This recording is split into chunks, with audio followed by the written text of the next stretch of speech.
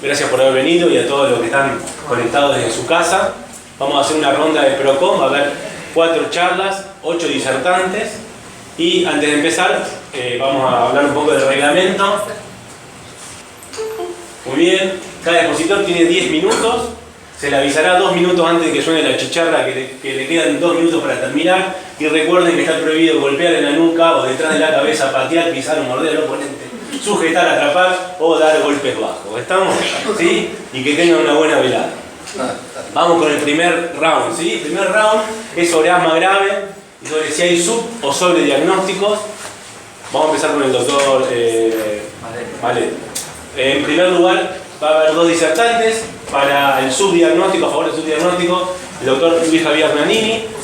No necesita muchas presentaciones, ya todos lo conocemos, pero es el jefe del servicio de inmunología del Hospital Eva Perón. Y el doctor José Malet, de la ciudad de Buenos Aires, es el jefe del servicio de función pulmonar, del servicio de función pulmonar del Hospital Ferrer de la ciudad de Buenos Aires. Bien, entonces le vamos a dar la bienvenida a José, que va a hablar sobre a favor del sobrediagnóstico, y después seguirá el doctor Luis Javier Nannini. Uno de los primeros problemas que tenemos al momento de hacer el diagnóstico del asma es que muchas veces nos metemos en un berenjenal. Yo acá hice una analogía con una bolsa de gato. Primero porque el asma, como ya sabemos, es un término paraguas, es una enfermedad heterogénea donde muchos tipos de pacientes van a estar enmarcados en el diagnóstico de asma. Estos van a ser los pacientes que realmente tienen un diagnóstico correcto. Y ahora lo que yo les voy a desarrollar es que esto más o menos representa un 70% de la población que tiene la carátula asma.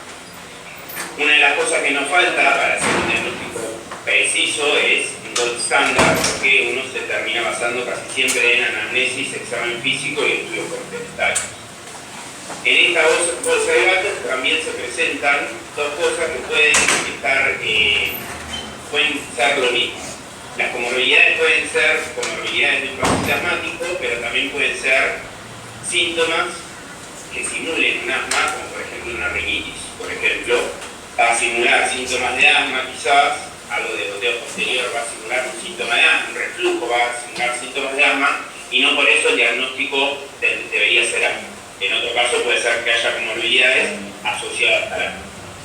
Entonces acá lo que yo le voy a mostrar es por qué hay un sobrediagnóstico en al menos un 30% de los pacientes, y lo que queda medio en discusión van a ser aquellos pacientes que no van a cumplir criterios de asma, pero puede ser que se encuentren en una etapa de remisión y por eso en realidad sean pacientes asmáticos, pero si uno hace un montón de pruebas lo vea como que es un paciente que no tiene asma. La literatura en pediátricos sí sustenta bastante este fenómeno de remisión. En adultos es bastante infrecuente llegar a una remisión sin tratamiento, digamos, en pacientes que antes tenían un diagnóstico de asma. Les voy a mostrar algunos estudios donde se trató de ver si realmente los pacientes que venían con un diagnóstico de asma tenían asma. Este primero es un italiano, retrospectivo de 126 pacientes. En todos los que les voy a mostrar le hacían prueba de metacolina en pacientes que de movida no tenían una espirometría compatible con asma. Acá lo que se vio es que de los pacientes que tenían un diagnóstico de asma, un 56%, lo que tienen en el gráfico de tortas a la izquierda, tenían una prueba para metacolina negativa, por ende descartaban este diagnóstico a priori, y lo que llamaba la atención era que más de la mitad de estos pacientes, apenitas, pero más de la mitad, un 51%, estaban recibiendo tratamiento para asma por más de, en este grupo, no tener una definición de asma. Entonces, otra cosa que muestra este estudio son los costos de tratamiento, que si lo vemos en los pacientes que tenían una prueba de metacolina negativa, los costos asociados a gastos en salud eran mucho mayores, no estadísticamente significativos, pero eran mayores que los que tenían una prueba de metacolina positiva. Por ende, el sobrediagnóstico en este caso también implica un costo elevado y un costo innecesario en el tratamiento de pacientes mal diagnosticados. Ahora les voy a mostrar 2 estudios muy similares canadienses, que eran un poquito más extensos, porque, bueno, eran pacientes que tenían un diagnóstico clínico de asma. Primero le hacían una espirometría, se fijaban si mejoraba, acá ponían 15 200 mililitros luego del broncohilatador. Si no mejoraba, venían a una nueva visita, hacían test de metacolina, si el resultado era negativo, le bajaban la dosis de los corticoides al paciente, le bajaban la dosis o le suspendían los antileucotrienos si los utilizaban, lo volvían a evaluar, le hacían nuevo test de metacolina, ese test de metacolina nuevamente con una dosis baja era negativo, discontinuaban la medicación y lo retesteaban a las 2 a 3 semanas, hacían un nuevo test de metacolina y si el resultado del test de metacolina por tercera vez era negativo, se descartaba el asma y se lo seguía al paciente hasta por al menos 6 meses. ¿Qué es lo que se ve acá? Que se descartó de 540 pacientes iniciales un 30% el diagnóstico de asma inicial y lo que llamaba la atención era que 75% utilizaban alguna medicación y 25% esa medicación incluía un corticoide inhalado o un corticoide inhalado con un lado de uso diario. Y lo que se vio fue que en el seguimiento hasta un 65% de los pacientes a 6 meses no requirieron medicación y 35% utilizaron solo broncohilatador o alguna medicación para el asma por menos de 14 días. Estudios con diseño similar, acá agarraron 613 pacientes, se repite vuelta el número, descartan en 33 y este está bueno porque acá empiezo a abrir un poco la discusión que quiero traer al final, que es que los pacientes que tenían un asma confirmada, por lo general, eran pacientes que los había diagnosticado un especialista, que tenían espirometría previa y que estaban utilizando medicación. Por otro lado, los pacientes que tenían el asma descartada eran pacientes que los veía un médico general o los veía un médico en la guardia y le decía que tenía diagnóstico de asma. Tenían menos espirometrías, menor frecuencia de diagnóstico por especialista, menor uso de medicación. Lo que se vio similar al otro, al año de seguimiento, acá lo siguieron un poco más, 181 pacientes seguían estables y solo 6 retomaron medicación. Y uno último, un prospectivo acá, con 333 pacientes que tenían asma o EPOC, los que tenían asma eran 171, y lo que trataban de ver, digamos, uno de los criterios de inclusión era que al menos tuvieran más de 2 exacerbaciones moderadas o graves en el año previo, y trataban de buscar la obstrucción al flujo aéreo, una espirometría donde la relación en este caso fuera menor al 70. Eran 171 pacientes asmáticos, 323, otra vez solo 22% tenían una espirometría antes, 35% de estos no tenían obstrucción al flujo aéreo y un 21% al haber sido reevaluado tenían una obstrucción al flujo aéreo pero no tenían un diagnóstico compatible al final con asma. Así que más o menos acá un 56% de los pacientes que inicialmente tenían un rótulo de asma no lo terminaron siendo. Ahí tienen cuáles eran algunas comorbilidades que tenían o diagnósticos diferenciales de pacientes sin obstrucción al flujo aéreo y aquellos con obstrucción al flujo aéreo, cuáles eran otros diagnósticos diferentes al asma. Y acá nuevamente uno de los factores de riesgo para el diagnóstico incorrecto de asma fue la subutilización de la espirometría. Entonces, acá uno de los problemas que yo planteo es que estamos olvidando en el momento de, nosotros no, probablemente nosotros no como especialistas, pero la gran mayoría de los pacientes son vistos por médicos generales, se están olvidando de que en el rompecabezas del diagnóstico del paciente con asma, además de la anamnesis, que uno tiene que tener los síntomas compatibles, los antecedentes familiares, etcétera, etcétera, y un examen físico compatible variable, los exámenes complementarios, uno de ellos, por lo menos que es la espirometría, parece ser que no está del todo bien divulgada aún en el primer mundo, así que yo creo que nosotros debemos estar igual o peor. Y ustedes lo conocerán de la práctica, un montón de pacientes que llegan de primera vez con diagnóstico de asma y nunca le han hecho una espirometría o tienen hecho una espirometría de bastante mala calidad. Entonces, lo que yo digo es si acá lo que estamos teniendo es un talón de Aquiles, y acá lo que les muestro es 2 estudios retrospectivos, uno en Canadá y otro en Estados Unidos, donde se analizaba cuál era la frecuencia de espirometría en poblaciones asmáticas y más o menos entre un 42 y un 47% de los pacientes tenían una espirometría realizada antes, por más de que ya tuvieran el rótulo de asma. Y lo que es preocupante es que en los pacientes que ya venían recibiendo medicación continua por asma, ese valor apenas ascendía un 3% con respecto a los que no tenían medicación continua previa. cual que creo que hay una subutilización de la espirometría y esto desencadena un sobrediagnóstico de varias patologías más allá del asma, lo podríamos englobar en tres esferas. Primero, factores del paciente. Esto creo que es más del primer mundo, donde hay muchísima más autonomía de la que podemos ver nosotros, donde no tienen mucho interés por el diagnóstico, o si tienen imposibilidad de realizar la maniobra. Después, donde yo sí creo que deberíamos intervenir y creo que es un problema, es la actitud que tienen los médicos hacia el uso de las espirometrías para el diagnóstico de estas patologías, el tiempo que puede disponer para realizar una espirometría, el entrenamiento si no cuenta con una técnica y el conocimiento de guía, donde si ve cualquier guía va a decir que en algún momento del diagnóstico hay que hacer una espirometría. Y por ende, factores del sistema, bueno, la baja remuneración y el bajo acceso a equipos también puede ser una barrera que dificulta la implementación de las espirometrías. Por ende, terminando, creo que lo hice bastante bien en tiempo, más allá de las complicaciones que tuvimos técnicas. Sobre el diagnóstico puede estar en hasta un 50% de los pacientes que tienen el rostro inicial de asma. El fenómeno, como les acabo de decir, es multifactorial. Incide en los costos de salud, hay una sobreutilización de medicación en el paciente que no tiene un diagnóstico de asma, y esto también puede generar un desbalance de la balanza riesgo-beneficio del uso de medicación, porque estamos solamente agregando efectos adversos sin ningún beneficio en una población que no está estudiada, por lo menos, si no tiene diagnóstico de asma o de otra patología obstructiva, que el uso de corticoide inhalado, TAC o LAMA mejore la condición que el paciente tenga. Y lo que yo propongo es que, digamos, habría que evangelizar en el uso de la espirometría de manera masiva en pacientes, por lo menos en pacientes donde hay una sospecha o un diagnóstico de una patología obstructiva crónica. Con eso termino. Así que, bueno, muchas gracias.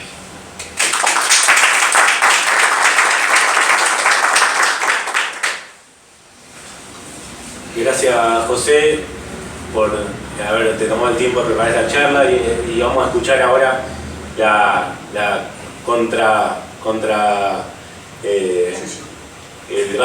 el sobre de Luis Javier. Todos escuchamos alguna vez de lo que es el fenómeno del cisne negro. Es algo que es un evento inesperado absolutamente y que nos toma absolutamente por sorpresa.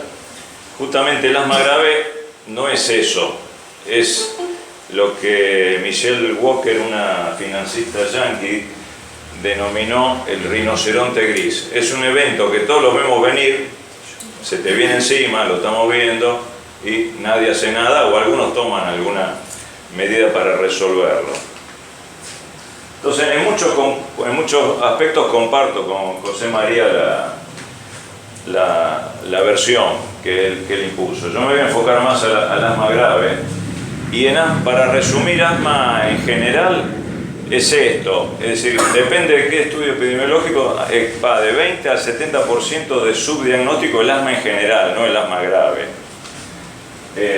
Impericia médica, mi viejo hubiese dicho burros, pero bueno, era otra época, ahora no harían un juicio los alumnos.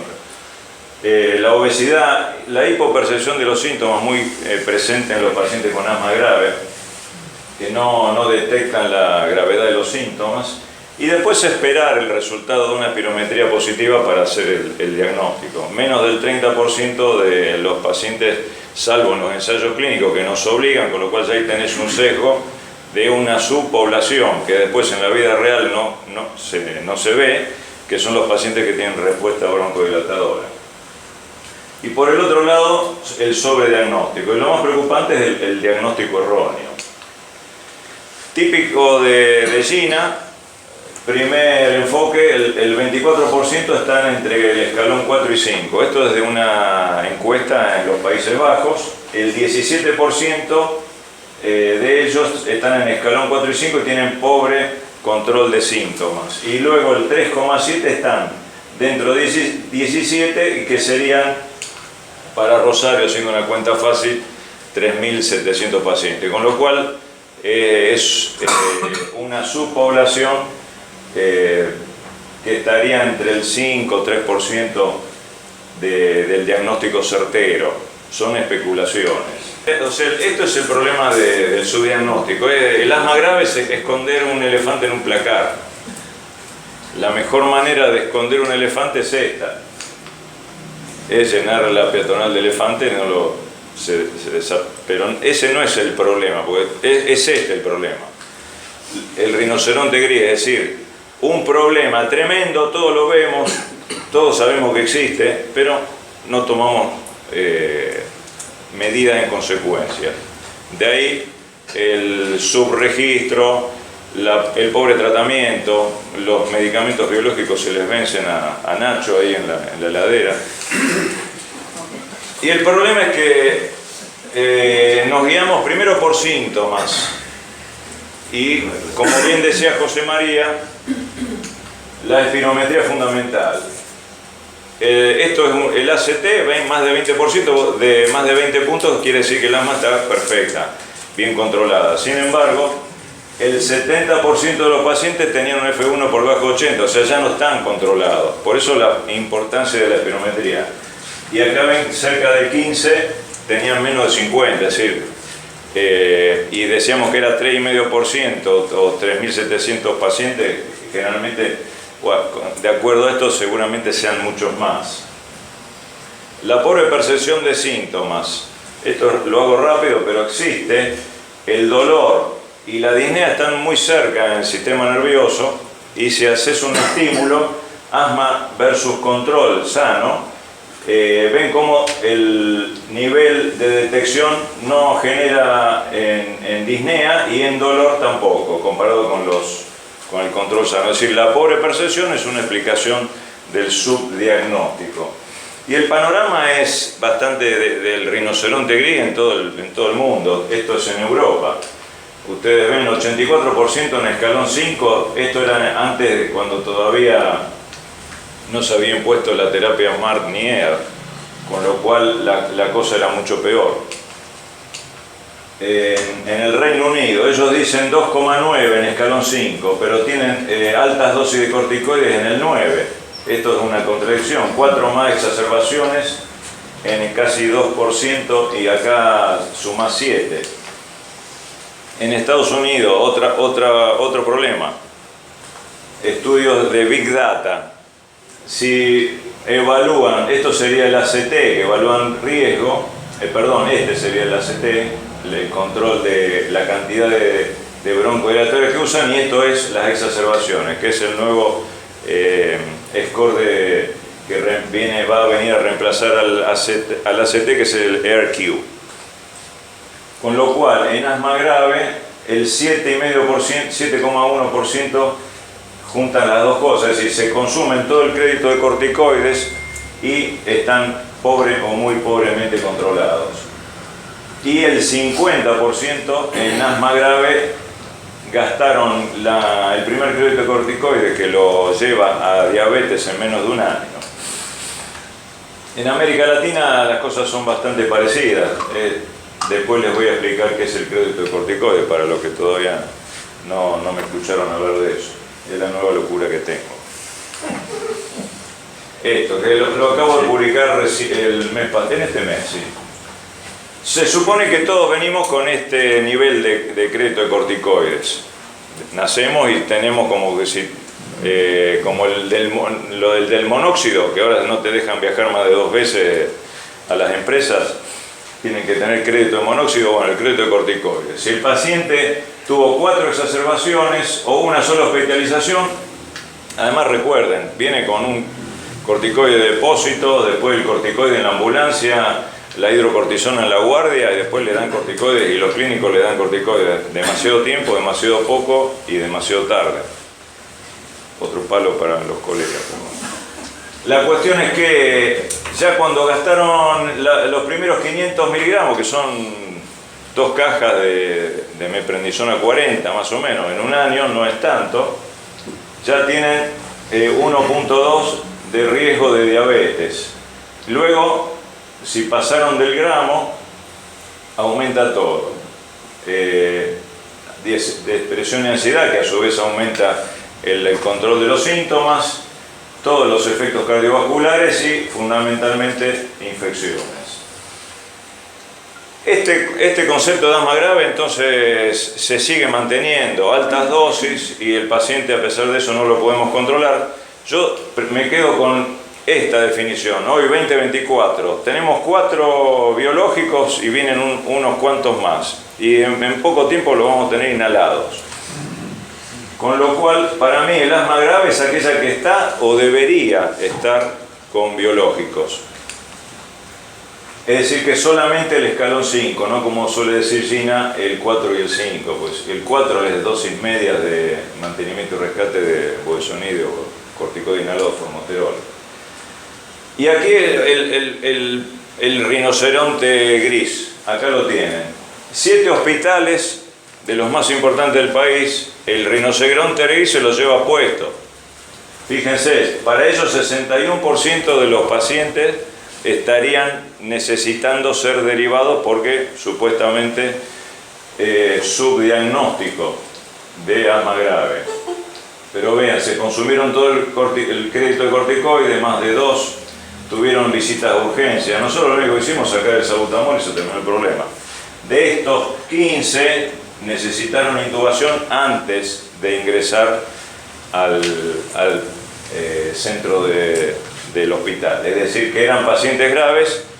Resolvimos el rinoceronte gris, le tiramos un dardo adormecedor, lo hicimos desaparecer. Y esto para esta paciente creo que ejemplifica todo el problema que tenemos y resume la perspectiva del rinoceronte gris. Toda su vida con asma, en la época que estaba maltratada tuvo 2 paros respiratorios. Yo logré hacerla bajar de peso al sacarle los corticoides sistémicos en forma permanente que recibía, pero sigue con 2 exacerbaciones. Hace más de 8 años, en este lapso que no hay espirometrías en mi centro, es porque las hacía en un ensayo clínico que había recibido un biológico que después no terminó saliendo al mercado, pero que se ve que a ella le hizo bastante efecto porque había logrado dejar los corticoides sistémicos. Y merced a los ensayos clínicos le pudimos medir el feno, porque después si no, no. Es decir, cuando hablamos de fenotipificación, medimos 2 cosas, eosinófilo e IgE. Fenotipificación, ¿qué? Entonces, no podía darle omalizumab, el Dupi, pero y entonces tendría indicación de un antiinterleuquina 5, que en general cuando tienen asma de infancia es un poco más difícil o tienen menos respuesta. Si tuviese que elegir, preferiría uno que bloquee el receptor. Ese es el sistema nuevo. Ella tiene 9 y porque registra mucho mejor, porque evalúa las exacerbaciones. Entonces, para dejar de ser y hablar a tientas 3.700 pacientes en Rosario, ya está aprobado por el Comité Independiente de Ética, merced al trabajo que me ayudó una reumatóloga del hospital, Roxana Quintana. Es decir, que ya les pavimenté el camino de tierra. Lo único que tienen que hacer, me mandan un mail al mío, los que no lo tienen, es re fácil. Y yo les devuelvo el protocolo y el anexo donde están todos los cuestionarios, el SNOT 22, el de NIG-MEGEN, el de Epworth, todos los que se hacen para evaluar y descartar asma grave. Y una planilla Excel o un formato en Word, el que más quieran, y lo vamos llenando. Ya hay gente de la Asociación de Alergia e Inmunología, Gabriel Gatolín ya está al tanto, es decir que es una invitación. Si logramos hacer algo, le haremos sombra al consorcio de asma porteño. Siempre la lucha. Gracias.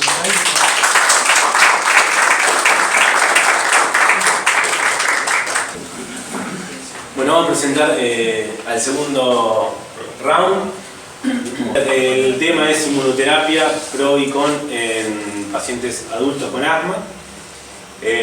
Va a estar el doctor Miguel Vinuesa, que es especialista en alergia e inmunología jefe del servicio de alergia e inmunología del Hospital Británico, Sanatorio Británico de Rosario, y el doctor Gabriel Catolín, también especialista en alergia e inmunología, expresidente de la Sociedad Argentina de Alergia e Inmunología y subcoordinador de SILOBOT. El Comité de Biológicos de la Sociedad Latinoamericana de Alergia, Asma e Inmunología. Bueno, muy bien.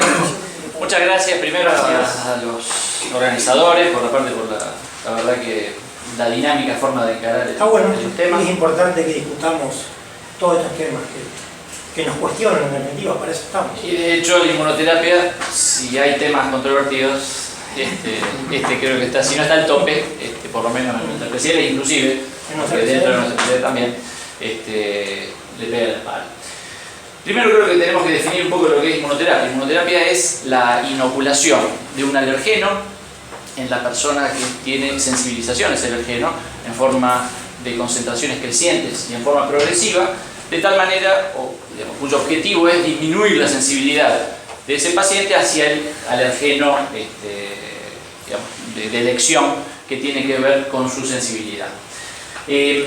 La inmunoterapia en sí, hoy se la considera un tratamiento, como decía, si bien el fenotipo hoy son dos cosas, eosinófilo y G, fenotípicamente orientado. ¿Por qué? Porque de alguna manera hoy podemos decir que el paciente candidato a la inmunoterapia es cuidadosamente elegido y, digamos, dentro de lo que son los tratamientos en general, la inmunoterapia es una terapéutica que siempre fue orientada al paciente, y siempre fue lo que podemos decir medicina personalizada, porque los pacientes tienen distintos sensibilizantes, distintos niveles de sensibilización y las terapéuticas por tanto son distintas.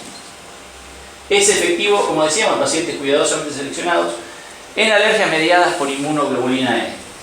Pero no alcanza con la sensibilización en forma exclusiva. Esa sensibilización tiene que de alguna manera demostrarse que tiene relación con la clínica del paciente. Eso es fundamental, porque de hecho vemos en la práctica diaria un montón de pacientes con sensibilidades, con sensibilización específica, que poca relación tienen con la clínica en sí de su patología. No obstante, y acá lo contradigo un poco, hay algunas sensibilizaciones que tienen que ver con asma grave, que es la sensibilización a hongos, a esporas de hongos, sobre todo a ternaria, y algunos pacientes con aspergillus, que no es aspergillosis broncopulmonar, que muchas veces no tienen relación porque son o estacionales, como la ternaria, que fue un pico en febrero y otro en agosto, o salvo en periodos de humedad, y los pacientes no tienen síntomas en esas épocas. A veces hay una inflamación subyacente debido a este mecanismo y ahí no hay una correlación clínica tan importante. Sí, señor. En algunos pacientes con asma pasa eso, guarda, no es como rinitis alérgica, que sí hay, cuando hay exposición hay síntomas de rinitis, estornudo, prurito. A veces con asma, no siempre, como decía Miguel, puede haber que en una noche, la verdad que no hay una relación ambiental y presentación sintomática. Entonces, y eso se ve con sensibilización a esporas de hongos. Bien. Y de hecho, es un tratamiento que vamos a utilizar en enfermedades mediadas por IgE. Enfermedades que vamos a detectar a partir de los niveles de IgE total en suero y esencialmente también los niveles de IgE específica, detectado a partir de las pruebas cutáneas o de estudios in vitro, que es el RAS, por ejemplo. Y como decíamos, una vez que está establecido el diagnóstico de enfermedad mediada por IgE, ¿en qué patología específicamente vamos a usar la inmunoterapia? En el asma alérgico, en la rinitis alérgica y en la alergia a picaduras de insectos, abejas, avispas y hormigas, con algunas consideraciones que vamos a ir viendo en particular. Pero, como mencionábamos anteriormente, tenemos que demostrar el rol de la sensibilización específica en el desarrollo de los síntomas, y eso es la exposición al alergeno en relación con justamente esa aparición de los síntomas. Un elemento muy importante que tenemos que tener en cuenta y que creo que es un punto de inflexión en el desarrollo de la inmunoterapia es la disponibilidad de extractos estandarizados de buena calidad. De hecho, No sé si querías agregar algo en eso. Bueno, te iba a preguntar por eso que lo vos acabas de mencionar, está bien que lo digas, porque ese es lo más controvertido quizá de la inmunoterapia. Exactamente. A ver, el problema no es la inmunoterapia, el problema es muchas veces cómo lo hacemos los alergólogos. Acá tenemos en Argentina extractos que están aprobados por ANMAT y unos de ellos son de un laboratorio europeo que es muy bueno, que es Immunotech, que tiene su subsidiaria acá. Entonces, bueno, yo no sabía que Miguel iba con eso, pero bueno, esa otra controvertido sí es controvertido la inmunoterapia. Yo creo que lo más controvertido es cómo lo hacen algunos colegas, lamentablemente. La verdad es que en cualquier consenso tienen que ser extractos que estén estandarizados y aprobados por la autoridad regulatoria, FDA, EMEA o ANMAT en Argentina. Y el hecho es que desde hace unos años esta parte, eso está estandarizado y contamos sí. con los elementos, digamos, con los alergenos, con estándar internacionales que son absolutamente confiables, pero como dice Gabriel, el hecho es cómo se ejecuta la inmunoterapia.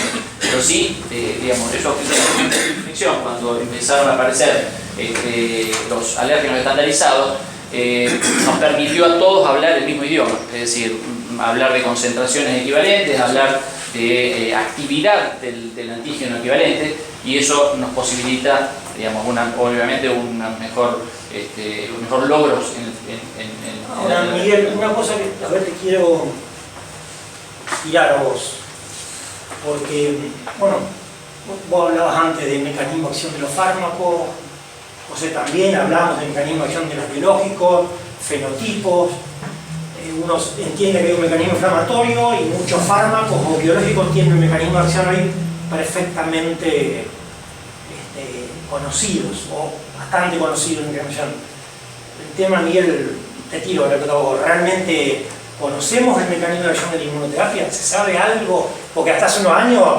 claro, el avance tecnológico fue hacia otra orientación, biológicos, fármacos, nanomoléculas que van a determinado receptor. En inmunoterapia tenemos algo realmente que nos dé un sustento científico para decir, a ver, ¿qué hace la inmunoterapia? Hoy contamos, la verdad, con un bagaje de información de muchos años, pero es real que en los últimos 10 se generó todo un volumen de información que nos permite establecer con bastante precisión, aunque quedan muchos, obviamente, espacios a cubrir, nos permite con bastante precisión establecer cuáles son los mecanismos generales de la inmunoterapia.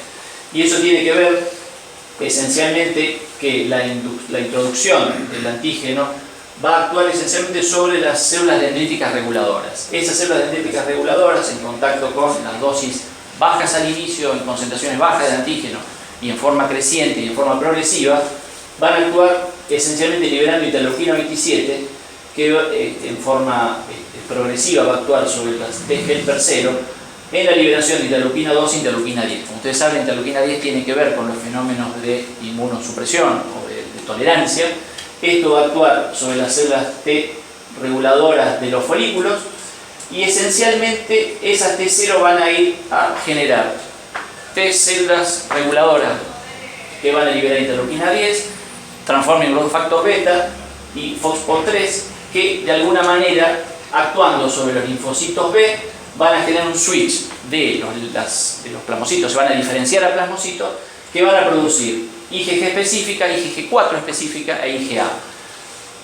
Esos anticuerpos van a competir, de hecho, con la IgE, y puntualmente el IgG4, que tiene el epítope del IgG4 es idéntico al de la IgE, y de hecho va a competir en forma directa con la unión al antígeno. A las 4 o 6 semanas de la inmunoterapia, sobre todo subcutánea, los niveles de IgG4 específica suben entre 10 y 100 veces respecto de los controles. Eso es uno de los elementos claves en el tratamiento con inmunoterapia. Y de hecho, cuando hay sensibilización, la producción de IgE específica, los niveles de mastocitos son menores en pacientes con inmunoterapia, y la inhibición de interleuquina 5 lleva también a disminuir los niveles de eosinófilos y la permanencia de eosinófilos en tejido. Obviamente, como mencionábamos, hay muchos agujeros a tapar, pero en líneas generales hay el bagaje suficiente como para, digamos, de hecho, demostrar cuáles son las capacidades de inmunoterapia en relación con la Ahora, Miguel, nosotros tenemos bueno, la Sociedad Argentina de Alergia tiene un documento sobre inmunoterapia, la Academia Europea de Alergia tiene un documento sobre inmunoterapia, la Academia Americana de Alergia e Inmunología tiene un documento sobre inmunoterapia, pero son sociedades muy sesgadas, ¿no es cierto? ¿Hay alguna otra guía? Bueno, vos mostraste algo ahí, decía, sublingual, sí, pero ¿hay alguna otra guía que respalde, digamos, que sea...? Bueno, esencialmente hay papeles, digamos, trabajo de posicionamiento esencialmente que tiene que ver con la Organización Mundial de la Salud. Perdón. No hay problema, Posicionamiento que tiene que ver con la Organización Mundial de la Salud, donde se establecen los parámetros generales que venimos mencionando en cuanto a elección de los pacientes, en cuanto a capacidad de, digamos, sobre todo yo creo que, como decíamos, es fundamental, yo creo que dos elementos a tener en cuenta en inmunoterapia. La elección correcta de los pacientes en cuanto a las características fenotípicas y las características, en definitiva, las características clínicas que tiene el paciente y, digamos, vehiculizar el tratamiento con inmunoterapia dentro de los estándares que nosotros venimos mencionando.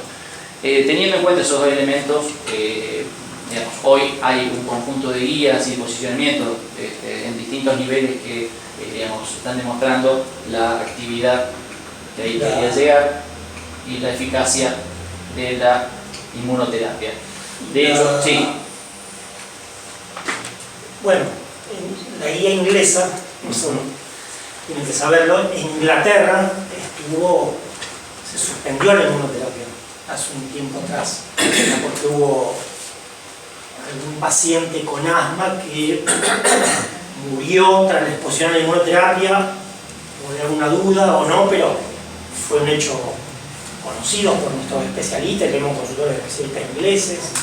Vos que has tenido contacto con ellos, con Stephen Duran, que te explicó qué argumentos tienen. No, lo que se... ¿Por qué suspendieron la inmunoterapia? ¿Qué pasó ahí? Respecto de, puntualmente, ese paciente tenía que ver con el hecho de que era un paciente con un asma severo que estaba maltratado. Es decir, el paciente estaba usando SABA y no estaba usando...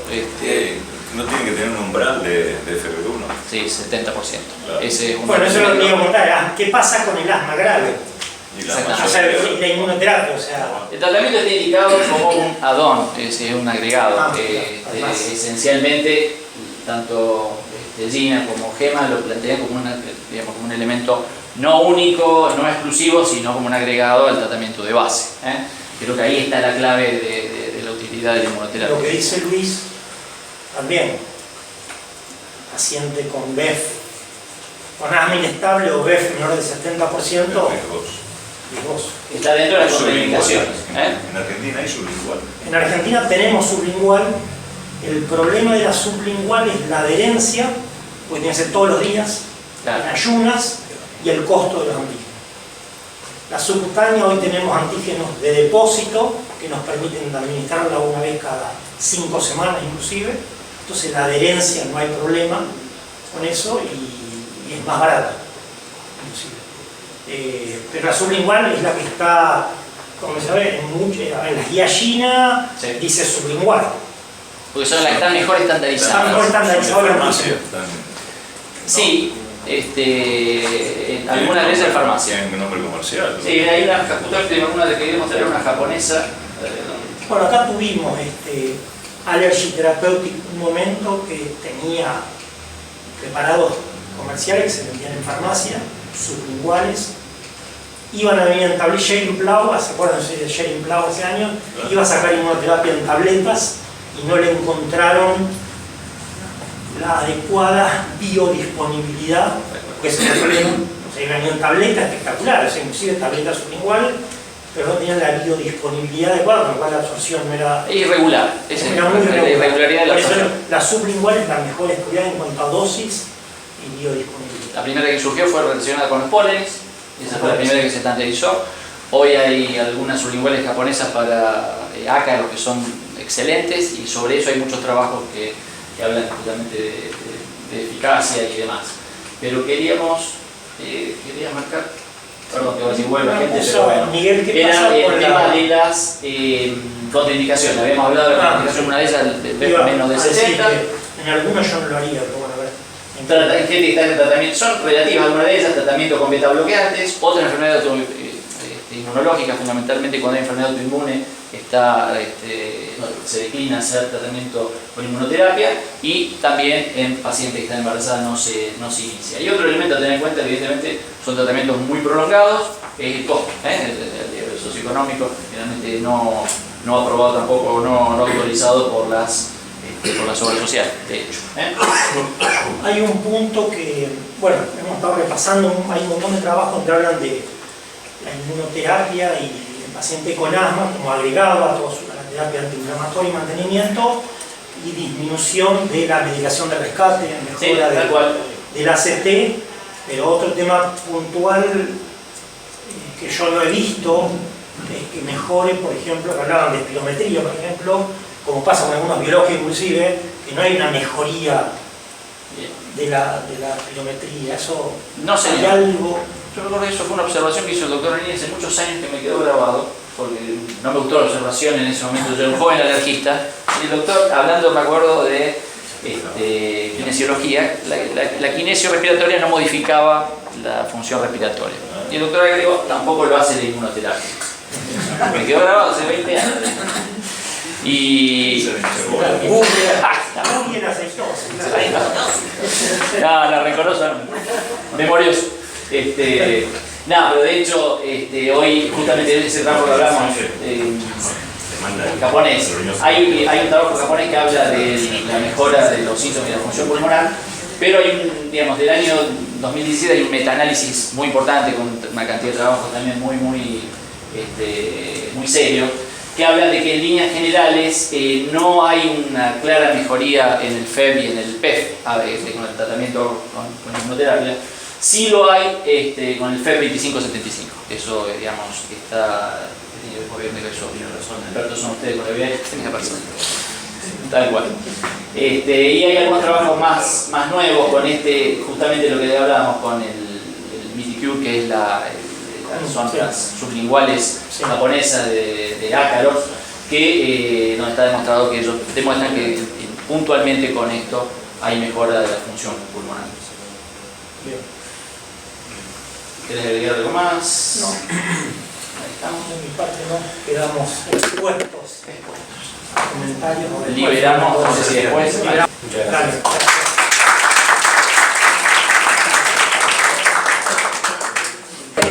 Vamos a empezar con el doctor Marcelo Figueroa Casas, neumonólogo de la ciudad de Rosario, miembro de la Sociedad de Neumonología de Rosario, y trabaja hace pequeña actividad en el Instituto Cardiovascular de Rosario en el Hospital Militar.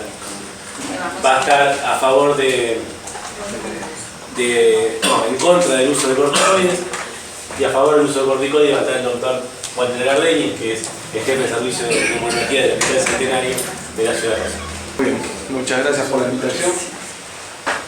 Bueno, y como les dice Rodolfo, a mí me toca hablar de corticoides inhalados de EPOC en el EPOC estable, asumo. Vamos a hablar de corticoides inhalados en el EPOC estable, y mi posición tiene que estar a favor del no. ¿Qué nos dice la iniciativa GOL en sus consideraciones iniciales? Nosotros en la iniciativa GOL propone un acercamiento a medida o un enfoque personalizado para el tratamiento de nuestros pacientes basado en un nivel de síntomas y en el riesgo de exacerbaciones. Este tratamiento puede ser escalado o desescalado de acuerdo a la presencia predominante, ya sea predominando la disnea o predominando la tos, la expectoración y las exacerbaciones sobre todo. Pero a su vez propone un acercamiento organizado. Hay una contradictoria entre lo que es un enfoque organizado y un enfoque personalizado. ¿Qué podemos hacer para tratar de ir en nuestros pacientes en la vida diaria desde un enfoque organizado a nuestro enfoque personalizado y decidir qué medicación dar a nuestros pacientes? Obviamente que nuestros objetivos son mejorar los síntomas, mejorar la tolerancia al ejercicio, mejorar la calidad de vida, disminuir en lo que podamos las exacerbaciones en la historia natural de la enfermedad, siempre que se pueda disminuir la progresión de la enfermedad y hasta el momento, a veces algunos un poco utópico con las drogas, pero disminuir la mortalidad. Sin olvidar que la terapia fundamental y la piedra angular en el tratamiento del EPOC son los broncohilatadores, ya sea monoterapia o terapia dual, pero la piedra angular, así como el asma, los corticoides son al asma, los broncohilatadores son al EPOC. Son la piedra fundamental para el tratamiento. Y los corticoides inhalados, como decían recién en la inmunoterapia, es una terapia adual, una terapia de agregado a los broncohilatadores. Y el santo grial, lo que siempre buscamos, lo que siempre buscó el tratamiento farmacológico fue un cambio en la historia natural de la enfermedad y una disminución en la mortalidad. Los dos estudios más grandes hasta hace unos años, el Touch y Summit, no demostraron con los corticoides inhalados, y fueron estudios que tuvieron eso como objetivo, no lograron demostrar disminución en la mortalidad. Incluso en los últimos años hay muchos estudios de la vida real que demuestran el daño potencial de los esteroides inhalados en pacientes que no se benefician de ellos. Pero por ahora, ¿qué nos dicen las guías? En cuanto al tratamiento broncohilatador y en cuanto al tratamiento antiinflamatorio. En cuanto al tratamiento broncohilatador, los broncohilatadores inhaladores de EPOC son el tratamiento de las drogas esenciales o las drogas principales. Los LABA y los LAMA significativamente mejoran la función pulmonar, la disnea, el estado de salud, etc. Los LAMAs tienen un mayor efecto en la exacerbación, en la reducción de exacerbaciones comparado con los LABA.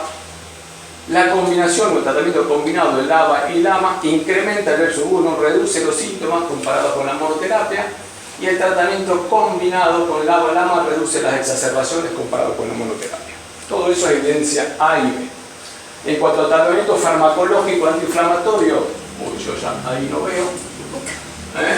El tratamiento regular con corticoides inhalatorios incrementa el riesgo de neumonía, eso ya todos lo sabemos. Y ahí dice que la triple terapia, LABA, LAMA, corticoides inhalados, mejora la función pulmonar, mejora los síntomas, mejora la calidad de vida, disminuye las exacerbaciones comparado con la terapia combinada y con la broncohilatación dual, y recientes datos sugieren que podría disminuir la mortalidad. No sé qué pasó acá. Entonces, ¿qué nos sugiere GOL? Como tratamiento inicial para los pacientes del grupo E, exacerbadores frecuentes, 2 o más exacerbaciones moderadas o una severa en el último año, LABA-LAMA, la piedra angular. Considerar, si tiene oxímetro mayor de 300, agregar el corticoide inhalador, pero dice considerar. Y en la terapia de seguimiento, solamente agregar los corticoides inhalados en aquellos pacientes que tienen más de 300 eosinófilos y tienen exacerbaciones frecuentes. Hasta el momento, ¿qué intervenciones reducen la mortalidad en los pacientes con EPOC? Cesación tabáquica, inmunizaciones, oxigenoterapia, reducción de volumen, la cirugía de reducción de volumen en pacientes o en un grupo de pacientes muy seleccionados, rehabilitación respiratoria. ¿Los esteroides inhalados disminuyen la mortalidad? Vamos a ver. De vuelta, ¿qué dice GOL? Aparentemente para GOL sí. Podrían llegar a disminuir la mortalidad. Ahí citando el estudio IMPACT y el estudio ETHOS, que son los dos que han demostrado, o demostrarían, mejor dicho, en condicional, que podrían disminuir la mortalidad. Y después todas las terapias no farmacológicas, que hasta ahora son las establecidas para disminuir la mortalidad, aunque también en algunos escenarios bastante acotados y específicos. Ahí están a la derecha. ¿Tiene puntero usted? Sí. Ahí tienen a la derecha los 3 estudios. Vamos a hablar un poquito más del ETHOS y del IMPACT, que son los 2 estudios que han demostrado un poco que los corticoides inhalados disminuyen las exacerbaciones y tratan de demostrar que disminuirían la mortalidad. Pero todos estos trabajos tienen sus críticas o sus puntos débiles que han sido notados en la bibliografía. El estudio IMPACT, un estudio muy grande, de 2.355 pacientes mayores a 40 años y todos sintomáticos, tenía un poco de mezcla de pacientes. Algunos podían tener solo una exacerbación en el último año, no eran todos grupo E. podían tener historia pasada de asma y atopía. El 70% usaba corticoides inhalados antes de ser enrolados. El 18% tenía respuesta positiva a la broncodilatación en la espirometría. El estudio ETHOS, que es el otro gran estudio de 8.588 pacientes, la misma población de pacientes, también podían ingresar pacientes del grupo B, no eran todos pacientes del grupo B, exacerbadores frecuentes. También permitían pacientes con historia de asma y atopía. El 80% venían usando corticoides inhalados hasta el día antes de la randomización. El 31%, ¿quién tiene el 31% de pacientes EPOC que le respondan en la espirometría? El 31% tenía respuesta positiva a la espirometría. Vamos a pasar esta. Entonces, todos estos mega estudios que tratan de demostrar que se disminuyen las exacerbaciones y disminuyen la mortalidad tienen sus puntos o sus críticas o sus puntos flojos. En los dos estudios, la mayoría de los pacientes, hace 8 años que ya tenía el diagnóstico de POC. Entonces, esto es tratamiento inicial, como recomienda Gold, para empezar con triple terapia en los exacerbadores frecuentes. Esto claramente no es tratamiento inicial. Todos los pacientes, o la gran mayoría de los pacientes, a un ensayo clínico de triple terapia ya venía haciendo triple terapia, abierto, cerrada, pero el 70-80% ya venía haciendo triple terapia. Entonces, más bien, estos no son ensayos clínicos de progresión de broncodilatación dual a triple terapia, sino más bien de suspensión probablemente de triple terapia. Había una mezcla de pacientes, había pacientes del grupo E y del grupo B. En el IMPACT, el 30% habían tenido una sola exacerbación en el último año. Por supuesto, eran pacientes seleccionados, todos exacerbadores frecuentes, con antecedentes de asma, atopía y mucha reversibilidad en la espirometría. Como dijimos antes, el 70-80% de los pacientes experimentó una suspensión abrupta en la randomización de los corticoides inhalados.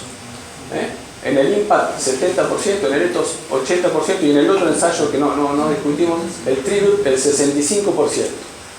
Entonces, este efecto de la suspensión abrupta no respondería a la pregunta de escalar de doble a triple, sino más bien de suspensión de triple. En los dos estudios hubo un incremento en la exacerbación en los primeros 30 días del año que duraron los estudios clínicos. Esto se le llama beneficio temprano. Y esto es lo que revela que en estas exacerbaciones ha influenciado mucho esa suspensión abrupta de los corticoides inhalados. En los dos estudios mortalidad fue un resultado secundario, no fueron estudios para demostrar mortalidad. Y además, en estos estudios la mortalidad hay que considerarlo un poco en perspectiva. Por la baja mortalidad que hubo realmente en los dos estudios. En el ETHOS fallecieron 164 pacientes de 8.588 y en el IMPACT 138 pacientes de 10.355. Una muy baja mortalidad para hablar de un gran porcentaje de disminución de mortalidad. Más aún, la diferencia que ellos plantean en la mortalidad fue solo evidente en los primeros 90 días del estudio. ¿Qué efecto sobre la mortalidad sucede en los primeros 90 días? Y es igual en todo el resto del año, de que duró el estudio. De hecho, en el IMPACT, en los primeros 30 días, 0 muertes en el grupo triple, 7 en el grupo doble. En los primeros 90 días, 12 pacientes del grupo triple, 25 en el grupo doble de hospitalización, y del día 91 al 365, 86 versus 41. La misma mortalidad. Acuérdense que la estratificación era 2-2-1, por eso el doble es lo mismo. Entonces, la mortalidad fue solo para los primeros 90 días.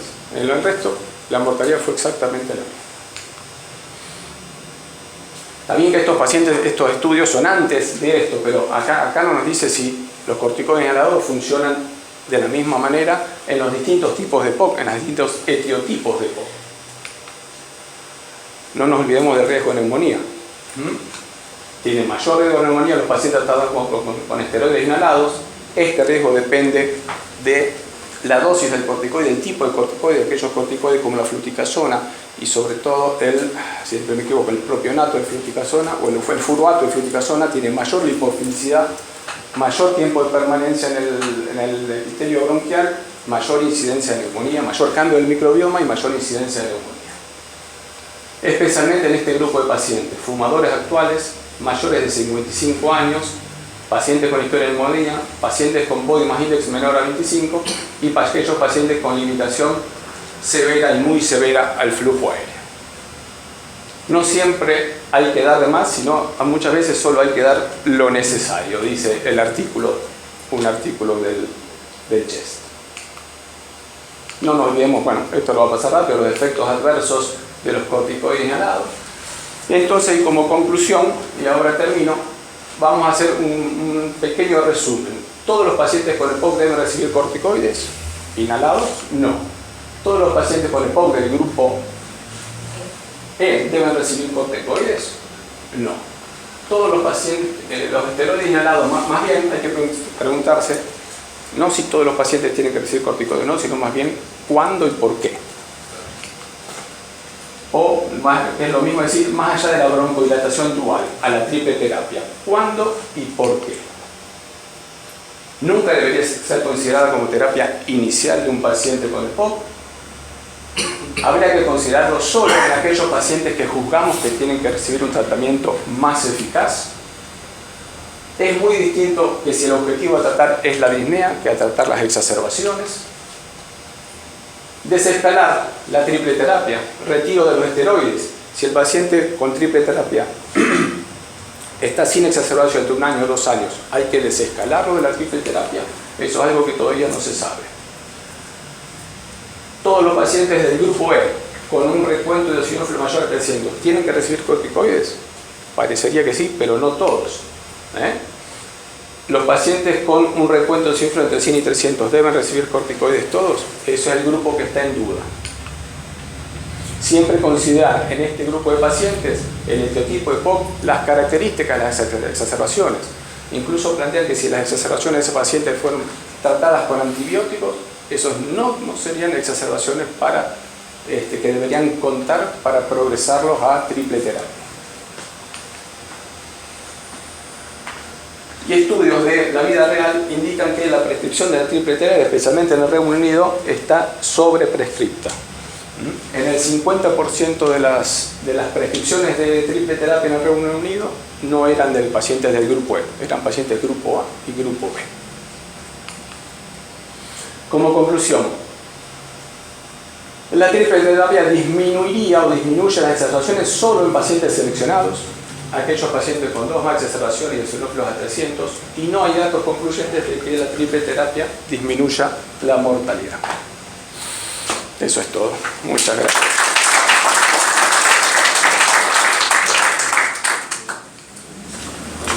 Bueno, primero, muchas gracias a los representantes de la comisión directiva de la Asociación de Neumo por haberme invitado a este PROCOM.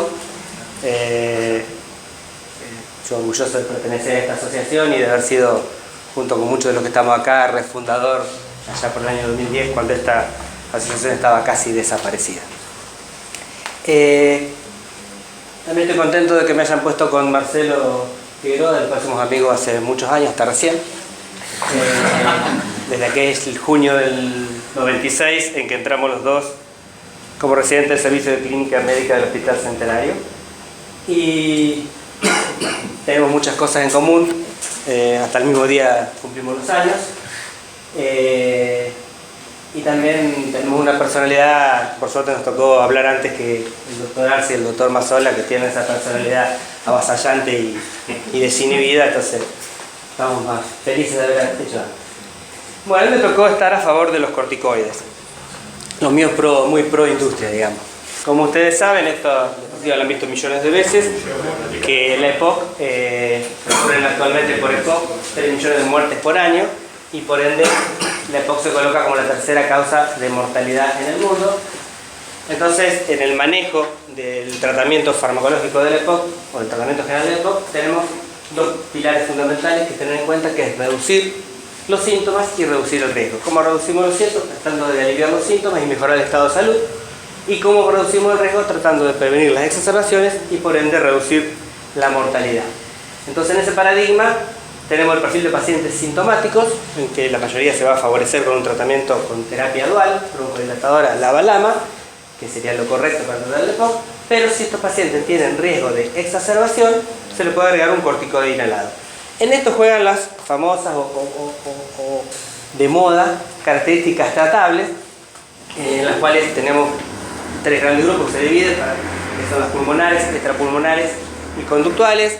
De ahí que cada paciente, como decía Marcelo, va a depender del tipo de EPOC que tenga, si tiene un EPOC que tiene obstrucción al flujo reversible o no, si tiene respuesta, si es mucoide, si tiene enfermedad del sueño también agregada, si tiene bronquiectasia, pólipos nasales, rhinosinusitis, o en las extrapulmonares, si tiene reflujo gastroesofágico, si está obeso, si está anémico o desnutrido, o tiene alguna enfermedad cardiovascular asociada, o si sigue fumando, las exposiciones ocupacionales, también la adherencia y la técnica correcta del inhalador, son todas cosas que pueden alterar la posibilidad de tener que tratarlo de forma distinta. Pero de todas formas, según las recomendaciones GOLD, las dos características tratables más importantes que tenemos que tener en cuenta son la disnea y las exacerbaciones. Entonces, como sabemos, en un paciente que tiene EPOC, a mayor número de exacerbaciones, más riesgo de mortalidad. Se dice que cuando el paciente tiene más de 1 o 2 exacerbaciones que requieren hospitalización, a los 5 años tiene la posibilidad del 50% de estar muerto. En cambio, los que no tienen exacerbaciones, la sobrevida es alrededor del 70% a los 5 años. Esta diapositiva la vieron millones de veces de Soler Cataluña en el año 2005, en lo cual habla de que el riesgo de exacerbaciones aumenta, el riesgo de mortalidad aumenta con el número de exacerbaciones. Lo mismo que esta diapositiva de Rodney, en la cual a mayor número de exacerbaciones, a más severa la exacerbación, mayor aumenta en la frecuencia y gravedad de las exacerbaciones, va a depender, aumenta la mortalidad. Perdón. Entonces, ¿cómo impactan las exacerbaciones? Por eso que tenemos que tratar de que no las tengan. Primero, porque ante una exacerbación aumenta 2 veces el riesgo de infarto dentro de los primeros 5 días de tener la exacerbación. Aumenta un 37% la declinación comparado con los no exacerbadores. Altera la calidad de vida, paciente que se interna por una exacerbación, volver a su estatus habitual le va a llevar por lo menos 12 semanas. Bueno, lo que hablaba del riesgo de mortalidad de 50 a 55%, y esto es importante, paciente que se interna por una exacerbación de EPOC tiene 13 veces más posibilidades de volver a internarse por una exacerbación de EPOC, por lo cual es que tenemos que tratar de evitar que se exacerbe.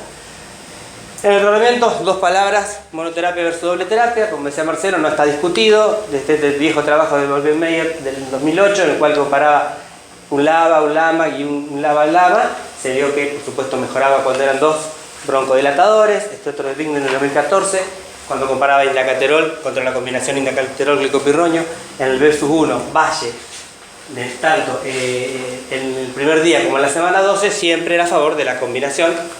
Y lo mismo en el estudio IMAX, en el cual comparaba un LABA, un salmeterol, un LAMA, un miclidinium y un miclidinium bilaterol, y por supuesto la combinación siempre mejoraba. Esto posiblemente puede deberse a que tenemos receptores de beta-adrenérgicos y antimuscarínicos en distintos sectores del pulmón, y la combinación de ambos favorece la broncodilatación dual y que mejore los síntomas respiratorios. Ahora el problema acá es si usamos doble terapia o triple terapia.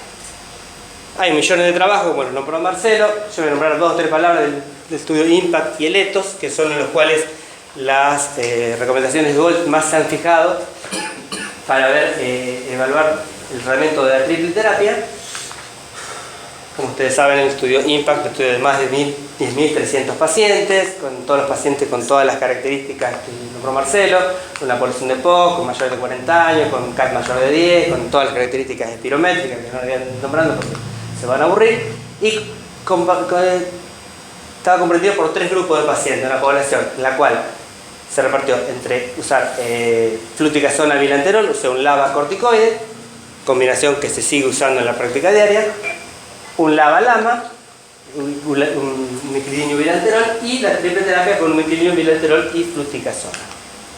Y lo que se vio con respecto a las exacerbaciones, los resultados, es que en las exacerbaciones moderadas a severas comparando la triple terapia con el corticoide LABA, se vio una reducción del 15% de exacerbaciones, y si se comparaba en las exacerbaciones moderadas severas la triple terapia con el LABA-LAMA, o sea, sin corticoide, la reducción de las exacerbaciones era del 25%. Si a esto de hablar de exacerbaciones moderadas hablamos de exacerbaciones severas, se ve que cuando se compara LABA corticoide con triple terapia, la reducción de las exacerbaciones era nada más que de un 13%, pero cuando comparaba triple terapia, LABA corticoide y LAMA versus LABA-LAMA, la reducción era del 34%. Es decir, mucho resultado con respecto a las exacerbaciones. Y si hablamos que las exacerbaciones nos llevan a la mortalidad, es importante. No solamente en la reducción de exacerbaciones, sino que lo que se vio que la triple terapia en la escala de calidad de vida de St. George, cuando comparamos las dos doble terapias, sea LABA corticoide o LABA-LAMA, no llegaban ni siquiera al punto medio de 4 para evaluar una mejora en la calidad de vida. Lo mismo pasó en la función pulmonar, en donde la triple terapia tenía mejor función pulmonar que las otras dos combinaciones. Pero, en este caso, esta obra del siglo XIX, del escultor alemán Gustav Eberlein, que está en el Teatro Colón de la Ciudad de Buenos Aires, desde el mármol, el hijo le está contando a la madre un secreto. Yo no le voy a contar ningún secreto, el secreto se lo contó Marcelo, cuando dijo que las pacientes que recibían corticoides tenían menor mortalidad. Y este resultado del estudio de IMPACT, en donde vemos que las pacientes con LABA-LAMA comparado con los LABA corticoides tenían una reducción relativa del riesgo de un 28% del riesgo de mortalidad. Lo mismo pasa en el estudio de ETOS, en la cual usa otro tipo de corticoides, que tenía 4 ramas, era budesonide formoterol, budesonide formoterol glicopirroño a dosis alta de corticoide, a dosis baja de corticoide, y formoterol glicopirroño. Y en este, bueno, con todas las características demográficas características de estos trabajos, y en esta lo que se observó, que la mortalidad fue significativamente menor cuando se comparó la triple terapia a dosis alta de 320 de budesonide en relación al glicopirroño y formoterol, observándose una reducción ajustada del 49% de la mortalidad. Y si lo vemos en las curvas, este es el efecto de la triple terapia y este es la curva del LABA-LAMA, o sea, sin corticoides. Y esto lo tomó en cuenta las recomendaciones GOLD, en donde por primera vez en su historia coloca un elemento farmacológico donde recomienda en el tratamiento recomienda con respecto a los efectos sobre la mortalidad a un fármaco, en este caso la triple terapia, y pone en conocimiento el estudio IMPACT y el estudio ETOS, siendo que hasta estos dos trabajos, todos las terapias que reducían la mortalidad no eran farmacológicas, sino eran, como dijo Marcelo, que se lo explicó recién claramente, la cesación del tabaco, la rehabilitación pulmonar, la reducción de volumen y todo eso.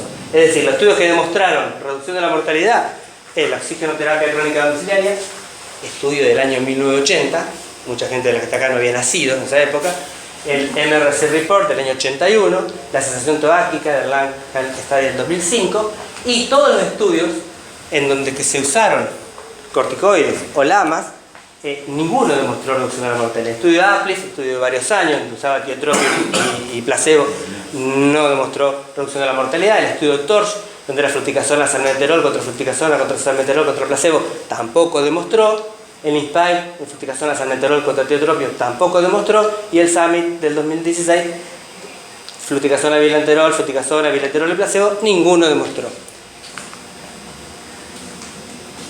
Es cierto, como dijo Marcelo, que estos dos trabajos en los cuales seguía la gente de las recomendaciones GOLD son trabajos que no es que estén flojos de papeles, pero tienen sus limitaciones, como dijo él, y la limitación para mí más importante es el tiempo. Son estudios que fueron hechos para evaluar otras cosas, de rebote encontraron que se moría menos la gente, y en estudio a un año, y yo creo que todos saben que para un estudio de evaluar mortalidad, pero debe ser estudios más largos y con un endpoint primario en ese tema.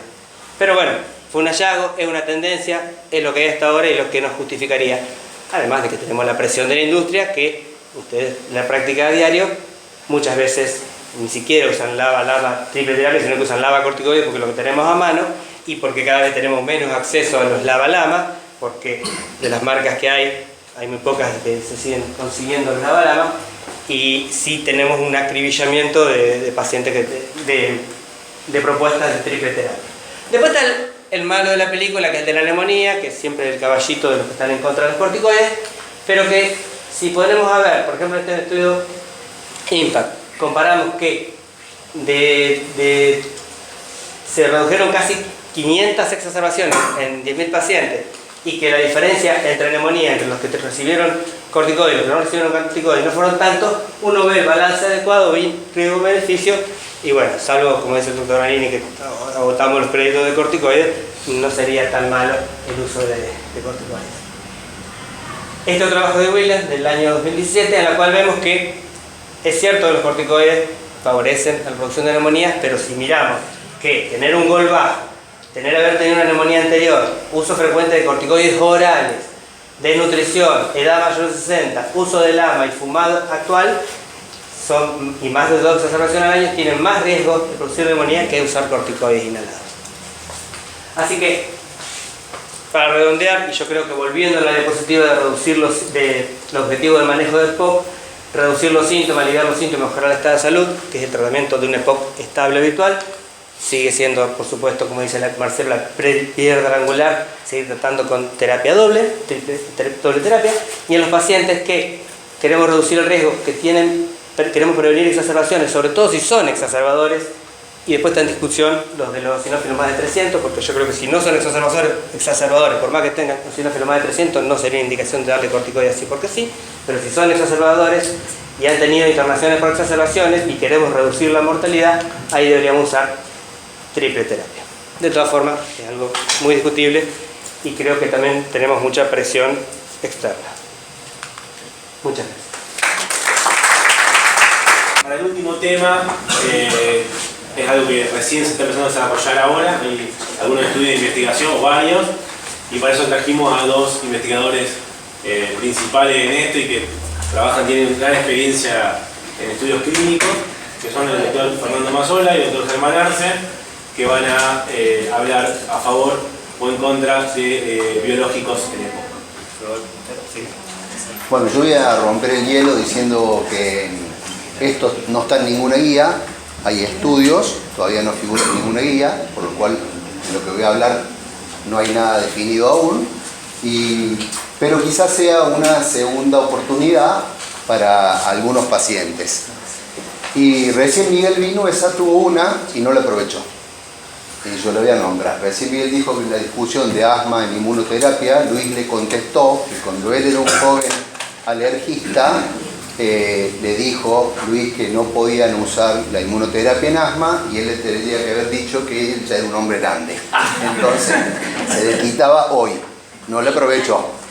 ¿Está? O sea que ya era grande hace muchos años. Bueno, el tratamiento del componente inflamatorio del EPOC es lo que está, digamos, ya demostrado desde hace mucho tiempo y ha habido cambios importantes en el tratamiento y un poco lo que hablaron Marcelo y Walter recién. Tanto Germán como yo, que estamos en algunos estudios de investigación, bueno, empezamos por allá con estudios de EPOC, cuando empezamos a usar corticoides inhalados, que aparentemente, recién discutieron Marcelo, pero hay algunos estudios que dicen que los corticoides inhalados disminuyeron el riesgo de la mortalidad y en los pacientes con EPOC. En realidad hay un grupo alto de pacientes con EPOC, el 25 al 30%, que tienen un número alto de eosinófilos circulantes, que están, algunos lo tienen en el esputo, entre el 8 y el 10% están elevados en el esputo. Y hay algunos inhibidores y terapias biológicas que en modelos experimentales aparentemente previenen el reclutamiento y la activación de los componentes celulares de la inflamación. Estos están aprobados en asma, ustedes los conocen, son todos los que nosotros conocemos para el asma de difícil control, y hay algunos que están en estudio en EPOC. Cuando armé la charla, dije, ¿cómo pienso una charla de algo que todavía está en estudio? Entonces, identifiqué cuáles eran los anticuerpos monoclonales que estaban en estudio en EPOC, los puse un poquito para saber qué estaban estudiando, cuál era el objetivo principal del estudio, algunas descripciones importantes del estudio y los hallazgos que tiene cada estudio.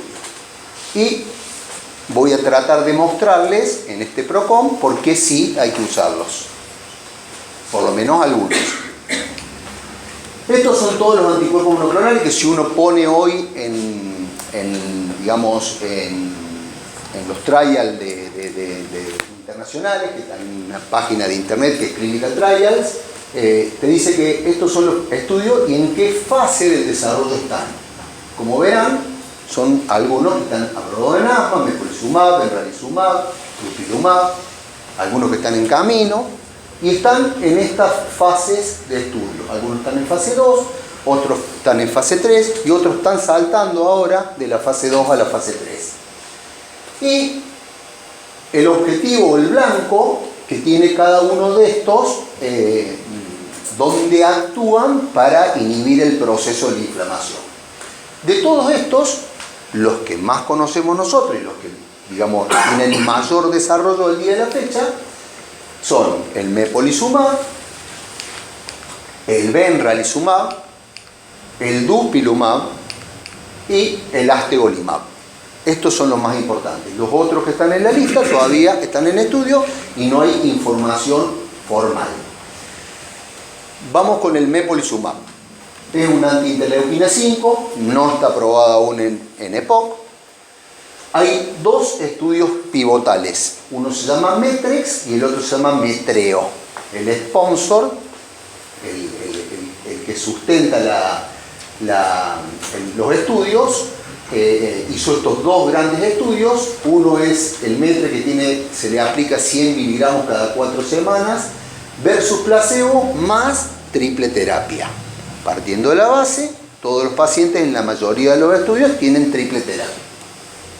El METREO, había dos ramas, una con 100 miligramos cada 4 semanas, otra con 300 miligramos cada 4 semanas de mepolizumab, versus placebo, todos los pacientes con triple terapia. Terapia de base estándar para EPOC. Bueno, este es un estudio del PAVOR que fue publicado en el New England. La población eran pacientes exacerbadores. Todos los pacientes que entran en estos estudios son exacerbadores, 2 o más exacerbaciones en el año previo, con una eosinofilia periférica de mayor de 150. Y obviamente el objetivo principal es evaluar la tasa anual de las exacerbaciones. Y un objetivo secundario, como todos los estudios, calidad de vida y mortalidad, seguridad y todo lo demás. Pero el objetivo principal de estos estudios eran estos. ¿Qué mostró? METREX mostró que era clínicamente significativo.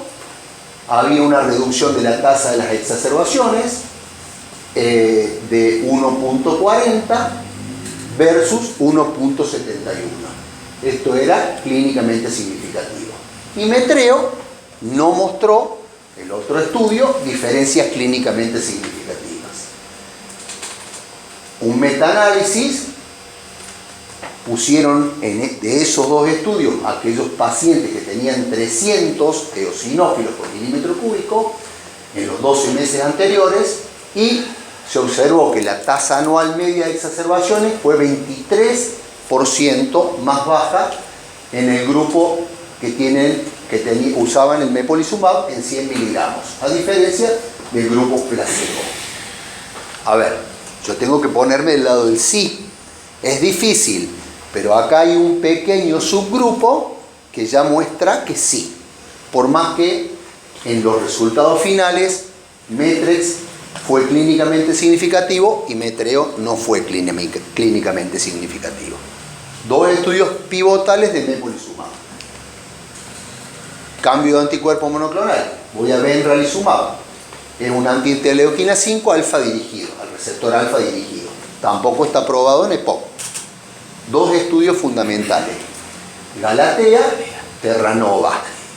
Galatea utilizaron 30 miligramos cada 8 semanas versus 100 miligramos cada 8 semanas versus placebo más triple terapia. ¿Sí?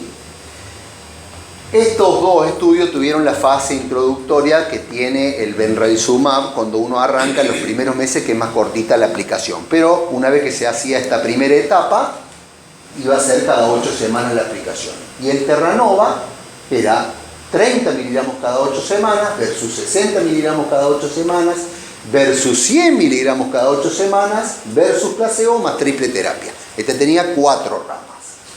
Obviamente, toda población de pacientes EPOC exacerbadores tenían que tener un perfil de eosinofilia de mayor de 220 células por mililitros. También el objetivo principal era evaluar la tasa de exacerbaciones, y ambos de benralizumab no mostraron resultados clínicamente significativos. No hubo una reducción de las exacerbaciones. Hay un estudio de vida real, y esta es la parte por qué me toca decir que sí, que hicieron utilizando benralizumab, viendo algunos rasgos tratables específicos. Inscribieron en un estudio 17 pacientes, poquita cantidad, muy poquita cantidad, pero un estudio de vida real, y lo siguieron por más de 8 meses durante un año. Bueno, estos pacientes que tenían rasgos graves de enfermedad, rasgos graves con B1 menor del 50%, con una tasa de exacerbaciones de más de 3.5, que moderada a grave durante el año anterior, y con eosinófilos mayores de 250, en esto hubo una disminución significativa de la tasa de exacerbaciones, comparada con un valor basal después de haber usado un tratamiento durante 8 a 12 meses. Pequeño subgrupo de pacientes en un estudio de vida real muy chiquitito, perdón. No estamos para decir que sí con esto, pero este es un pequeño detalle de vida real para esta droga que puede significar en un futuro que identifiquemos a estos pacientes y que sea una indicación para estos pacientes. Hoy no la es. Dupilumab, este creo que pisa fuerte. Este es el que para mi punto de vista tiene hoy más información y demostró mejores cosas. Es un anti-interleuquina 4, interleuquina 13, no está probado. Hay dos estudios muy grandes que de acá en Rosario varios centros participaron, que es el Boreas y el Notus.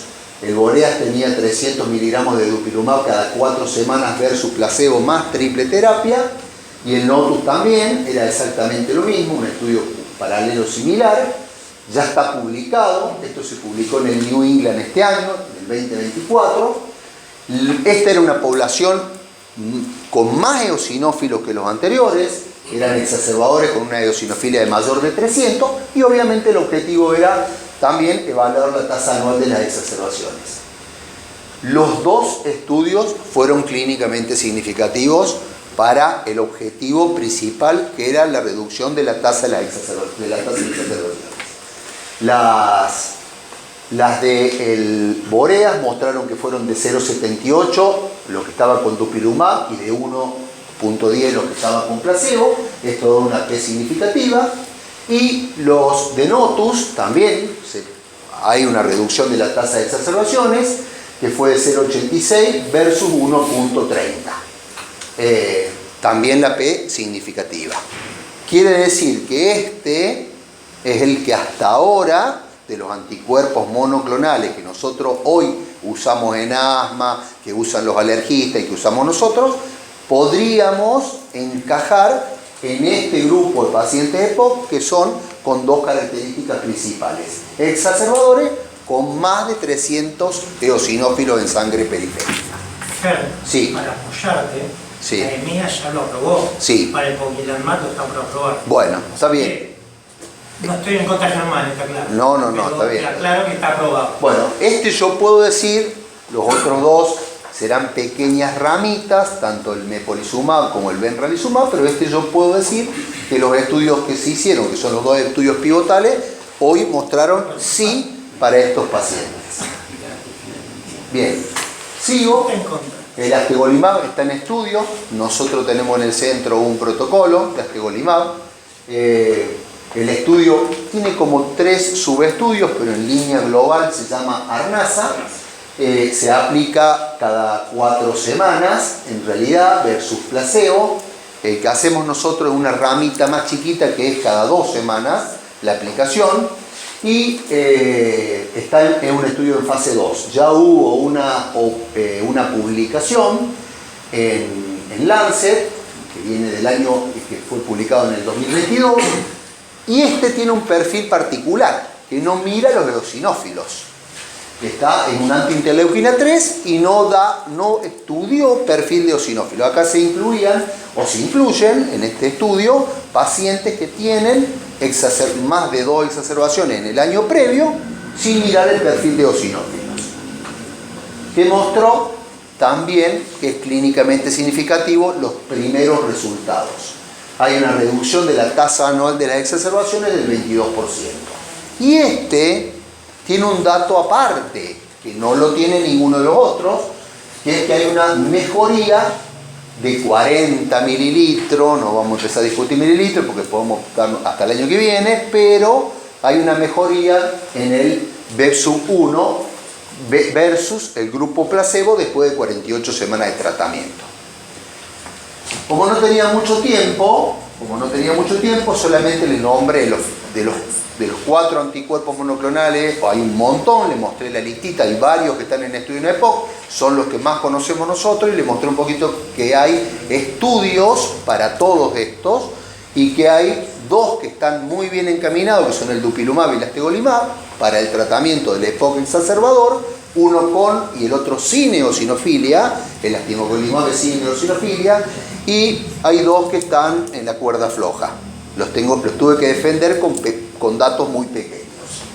Bueno, y como siempre, yo, y esto ya es mi mirada, lamentablemente cuando arranqué la charla dije que esto es lo que se venía y no tengo la menor duda, esto es lo que se viene, creo que en un corto, en un mediano plazo nosotros vamos a estar indicando esto en algunos pacientes con EPOC, y que es la única forma de ver, digamos, de nosotros que hoy vamos a tener una herramienta para tratar la inflamación, que es el factor fundamental de los pacientes de EPOC que se exacerban. Los ensayos clínicos de mepolizumab, porque pareciera que no quiero decir nada a favor de ellos, y de benralizumab, que tienen una actividad clínica en asma ya demostrada, son insuficientes hoy para EPOC. Sin embargo, el dupilumab y el astegolimab, yo creo que ya hay suficiente información para decir que funcionan muy bien en el perfil de pacientes EPOC exacerbadores. Muchas gracias. Bueno, buenas noches a todos. Jueves a la noche, tarde, muchas charlas, muchos trabajos, muchos números, mucha estadística. Generalmente para los que me conocen todos, creo, Germán Arce, soy neumonólogo. Dentro de lo que hago de la neumonología, hace más de 20 años me dedico a la investigación sponsoreada, como me gusta decirle a mí. Es decir, hace unos meses de ANER recibimos la invitación con FER para hacer este PROCON. Y no sé ustedes, pero a mí con los PROCON siempre me pasa esto, que a veces el PRO y el CON es muy fácil de detectar y de decir. A veces el por qué sí no es tan fácil, otras el por qué no es tan fácil. Y en este caso, puntualmente, lo que es biológicos o MAP en EPOC, para mí personalmente es un ni. Cuando lleguemos al final de la charla, entenderán un poco el por qué del ni, y en realidad Fer un poco también lo planteó él desde su lado. A esta hora de la noche, después de escuchar a todas las eminencias que escuchamos, yo no los voy a aburrir con trabajos, con estadísticas y con números, porque esa parte es bastante tediosa. Me toca la parte más fácil, el no, aunque el doctor Gatolín ya me quemó una parte de la charla en su comentario. Pero por eso empecé poniendo un título distinto. El contra, las controversias de por qué usar un biológico en EPOC.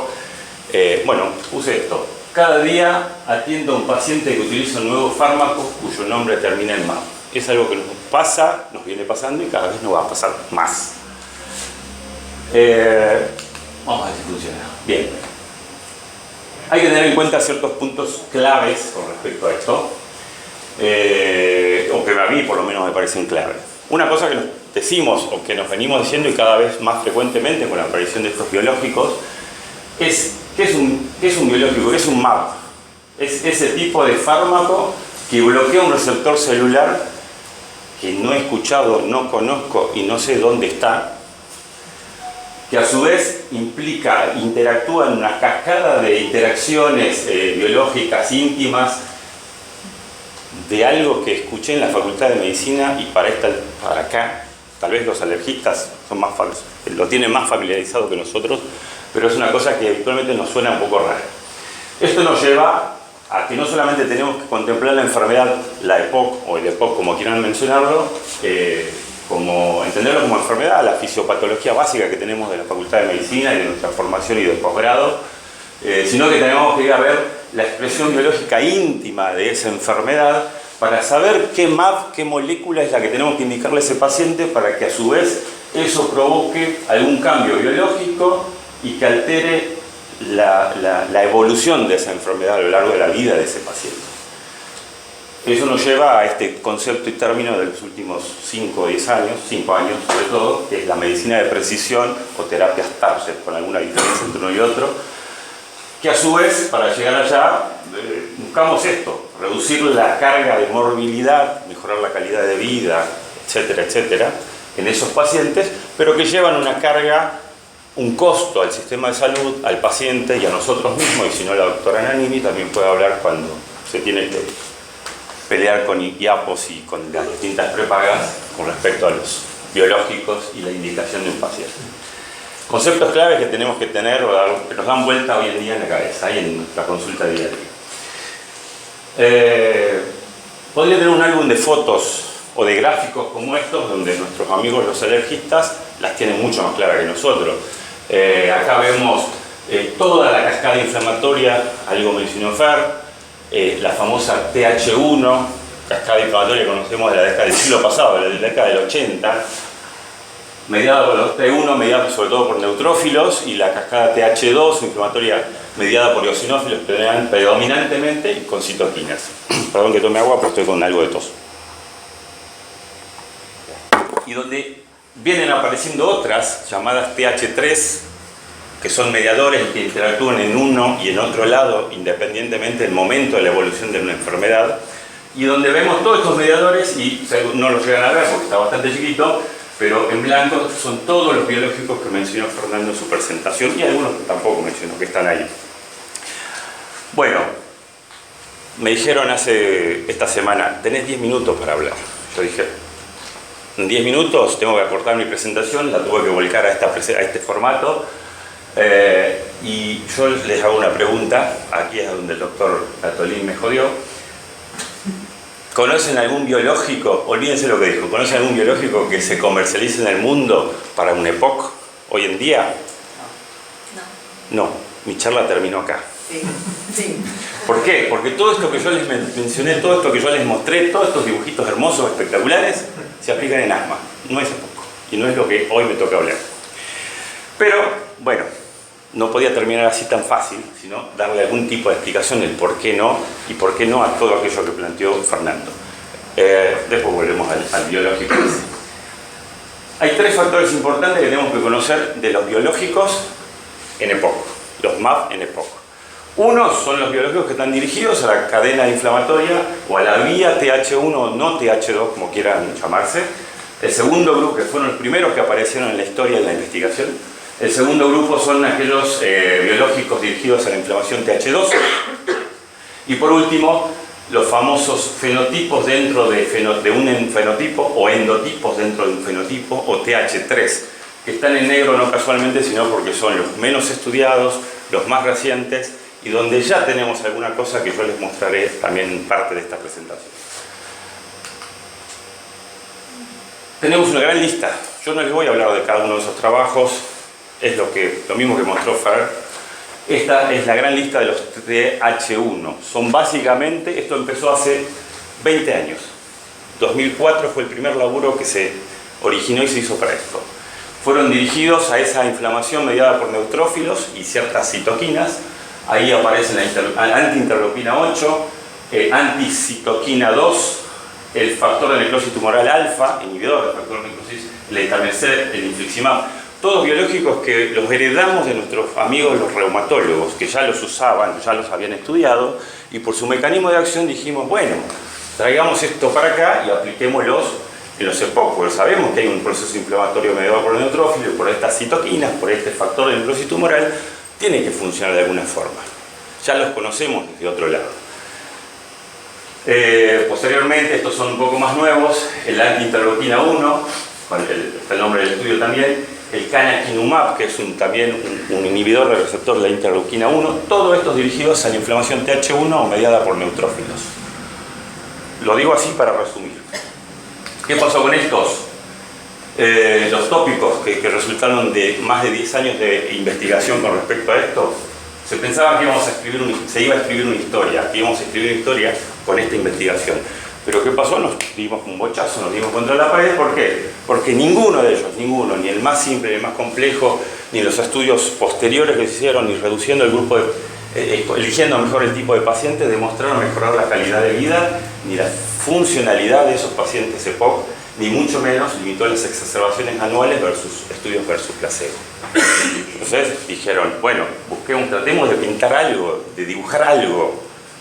¿Qué hicieron? Se los comparó a estos biológicos se los midió, mejor dicho, en las exacerbaciones, en los eventos agudos de esos pacientes, a ver si eran mejor la respuesta. Tampoco hubo respuesta. Los corticoides orales eran mejores respondedores para esos pacientes versus los biológicos que se midieron. O sea que no había de dónde agarrarse. Y para colmo dijeron, bueno, sigamos investigando, valorando, viendo qué es lo que pasa, pero empezó a aparecer las luces del medio. Gracias. El gran cuco que teníamos, sobre todo con los inhibidores alfa, eran las infecciones, porque piensen que deplesionan los neutrófilos. Así fue como aparecieron las neumonías como primera limitación y contraindicación del uso de los mismos, pero empezaron a aparecer otras cosas. Aumento de la incidencia general en cáncer. En todos los estudios se demostró, si bien no fueron significativas, en todos es un rasgo descriptible en todos los biológicos que se estudiaron en esta línea. Por lo cual, no se dejó investigar, pero prácticamente no hay ninguna línea viva investigando en ello. Pasemos a la otra gran lista de investigación. Estos son biológicos un poco más nuevos en el tiempo, aparecieron después. Tenemos la lista de inhibidores de los TH2, como Fernando mencionó, los anti-interleuquina 5, receptor alfa, que es el benralizumab a la cabeza. Hay dos estudios pivotales, hay un estudio madre que no tiene un nombre concreto, pero después están los dos estudios pivotales que mencionó Fer, el Galatea y el Terranova. Yo empecé con el Terranova, Galatea no participé. Como les dije, no voy a hablar de estos trabajos. Pero ¿qué pasó? ¿Qué se consiguió con estos estudios? Ninguno de ellos, ni los estudios posteriores que se hicieron, llegaron a demostrar, o el endpoint primario en la mayoría de estos estudios es disminuir la tasa de exacerbaciones anuales versus placebo. Ninguno de ellos consiguió disminuirla de forma estadísticamente significativa, ninguno. No solamente no consiguieron el endpoint primario, el objetivo primero, sino tampoco el secundario. O sea, no cambiaron la funcionalidad de esos pacientes de POC, medida por el BEF, sub 1. Tampoco calidad de vida, medida por el St. George. Siempre esto comparado contra el placebo. Pero, como también dijo Fernando, cuando uno hace un estudio no solamente es para demostrar algo, sino también es para seleccionar mejor el paciente para un futuro estudio. Dirigir mejor esa molécula, esa droga, hacia un paciente más específico, hacia un futuro, hacer nuevos estudios. Y es que en estos estudios con el Benra, lo que demostraron, lo que se dieron cuenta, que andaba muy bien deplesionando eosinófilos tanto en sangre periférica como en esputo. El Galatea medía también eosinófilos en esputo. Y que era seguro, lo cual le daba robustez a todas las indicaciones que ya teníamos de la vía del asma con el benralizumab. Pero deplesionaban, o sea, lo bajaban a ceros a todo, y aún así no conseguían cambiar ni exacerbaciones, disminuir exacerbaciones, ni mejorar el BEF, ni mejorar la calidad de vida de esos pacientes. Esto empezó a hacer ruido, a decirnos, che, tal vez esto funciona, pero no es lo único que tenemos que bloquear o tratarle a este paciente POC dentro de esta vía para que no tenga esas exacerbaciones y que mejore su calidad de vida y eventualmente su BEF sub 1. Ya empezaba a hacer ruido. Y también nos permitió, como les decía, seleccionar mejor los pacientes. Esto, se dieron cuenta que aquellos que estaban por arriba de 200 eosinófilos, que venían con triple terapia de más de un año previo, no es un dato menor ese, y que tenían 3 o más exacerbaciones en el año previo, eran candidatos ideales porque en ellos realmente, estos fueron estudios posteriores al principal, se dieron cuenta que ahí podían reducir realmente las exacerbaciones de estos pacientes. Eso dio pie a este estudio del Resolute, el cual no les voy a hablar porque no están en las presentaciones finales de ese estudio, sí hay parciales. Teléfono. Astra, Benra era su punta de flecha en ese momento. Y eso también aclaro, siempre aparece un biológico, se estudia y paralelamente hay otras moléculas que se van estudiando. Y por ahí hay una que pasa y se olvidan de esta y empiezan a fogonear, por decirlo de alguna forma, otro tipo de molécula. Se los digo por algo que les voy a mostrar después. Pero apareció Glaxo y dijo, che, nosotros también tenemos un punta de flecha en asma, se llama mepolizumab, ¿y por qué no lo estudiamos también en EPO? Y así, los dos estudios que mencionó Fer, el Metrex primero y el Metreo después, son muy parecidos, son muy similares. Hay otros estudios posteriores que también se hicieron exclusivamente con el mepolizumab, que es el anti-interleuquina 5, pero ¿qué pasó? Y acá, ¿por qué le digo no a lo que dice Fer? Justamente él solo lo dijo, son pequeños. Independientemente del tamaño, el MEX fue el único estudio de los 5 que surgieron a partir de los 2 pivotales que demostró reducir la tasa de exacerbaciones anuales. No se replicó eso en ninguno de los otros estudios. Obviamente es para estudiarlo, hay estudios posteriores a ello, pero les remarco esto, el Metreo, el EO es de eosinófilos. Ese estudio fue similar al Metrex, solamente que se seccionaron a los pacientes de acuerdo a los niveles de eosinófilos. Era mucho más específico en el concepto de la línea TH2, inflamación por eosinófilos, poder identificar los pacientes. Y aún así no tuvieron respuesta, ni siquiera los pacientes de mayor eosinofilia. Obviamente que esto les disparó esto que está acá, es decir, no se sabe exactamente cuál fue el efecto por el cual lo que pasa en asma no se replica acá. Siendo que también tuvieron en cuenta esto, que los eosinófilos en sangre siempre no son lo mismo que los eosinófilos en esputo. Si bien son marcadores, no se equiparan entre sí. Y son errores del diseño que después se encontraron. También encontraron unas cosas que permitieron seleccionar mejor el paciente, como esto, que los pacientes que se exacerbaban recibiendo mepolizumab por una exacerbación no microbiana, o sea, no recibían antibióticos sino corticoides, tenían mejor respuesta que aquellos que eran por una infección microbiana la exacerbación. Y por último, esto siempre se busca y es un respaldo para los niveles de seguridad, era tan seguro como el placebo.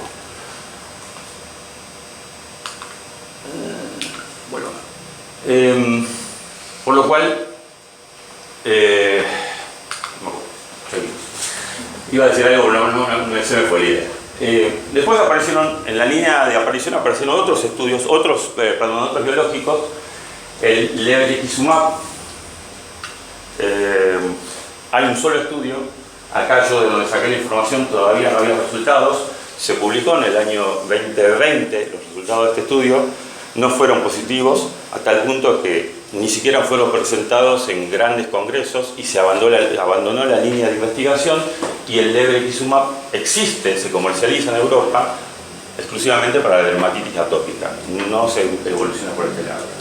Después vino este gran tanque, como lo dijo Fer también, el anti-interleuquina 4 y 13, que es el dupilumab, con 2 grandes estudios, que él los mencionó, el Boreas y el Notus, y donde sí, por supuesto, redujeron las exacerbaciones un tercio, 30 y pico % de pacientes mejoraron anualmente, disminuyeron las exacerbaciones anualmente.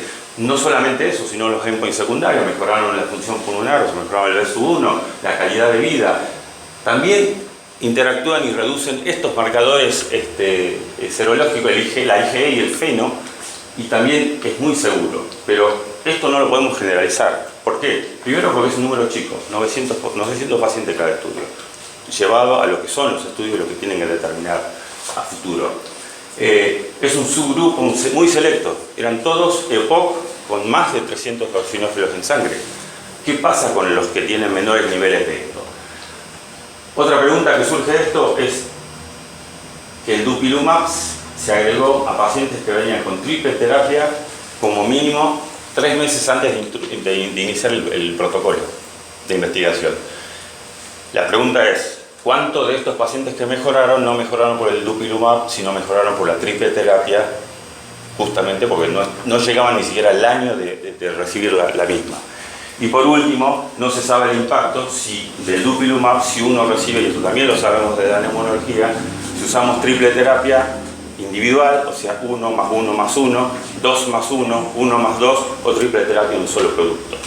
Son preguntas que surgen y por eso el no a esto, aunque por este resultado, por esta identificación, desde julio de este año es el único biológico que se autorizó en Europa, solamente está en Europa, a usarse en EPOC. Por eso también parte de mi ni al comienzo. Y esto es más nuevo, más fresco. Acá vamos a los TH3 que yo les mencionaba. Esto se presentó en ATS este año. Es un póster, perdón, está chiquitito, pero es la foto que tengo. Y es alguien, un jugador desconocido todavía, es el tezepelumab. Sabemos todos que está aprobado para asma hace 3 años en Estados Unidos, 2 años en Europa. En teoría, a fines de este año, comienzo del año que viene, desembarca en nuestro país. Sabemos que es un biológico que actúa distinto y diferente a los que ya venía yo mencionándoles. Y el diseño de este estudio, que es un estudio fase 2, PULSE se llama, fue presentado el primer año de evolución de este estudio en ATS, y donde, a diferencia del BOREAS y de los estudios del dupilumab, considera EPOC con cualquier nivel de eosinófilos, no por arriba de 300, sino cualquier nivel de eosinófilos, considera pacientes con criterios de bronquitis crónica, que los de Dupi no lo consideraron, lo descartaron, y demostró en ese año, con un número reducido de pacientes, que disminuye las exacerbaciones, mejora la calidad de vida, mejora el funcional respiratorio de los pacientes. Pero de nuevo volvemos a lo mismo. Donde mayor mejoría demuestra es en aquellos que están por arriba de los 300 eosinófilos en un número igual, 35% de disminución de exacerbaciones en esos pacientes. En los que están por debajo, 10% es el valor de reducción de exacerbaciones. Un poquito más flojo, pero está ahí. Es un fase 2, les repito, está pasando hacia lo que es fase 3, veremos qué es lo que pasa, habrá que esperarlo. Y otro detalle, usa el doble de dosis que usamos en asma.